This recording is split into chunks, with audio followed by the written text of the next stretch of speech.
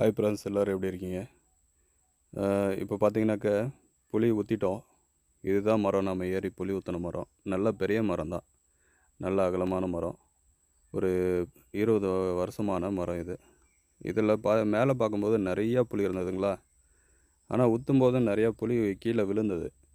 அதில் பார்த்தீங்கன்னாக்க முக்கால்வாசி புளி எல்லாமே தேர்ட் குவாலிட்டி புளி தான், எல்லாமே சொத்தை புளி. இப்போ நமக்கு கிடைச்சிருக்க நல்ல புளின்னு பார்த்தீங்கன்னா இவ்வளோ தாங்க, ஒரு 3/4 மூட்டை இருக்குங்க. இன்னும் கொஞ்சம் பெருக்கிறது இருக்குது, அது பெருக்கினோம்னா நமக்கு எவ்வளோ வருதுன்னு தெரியும்.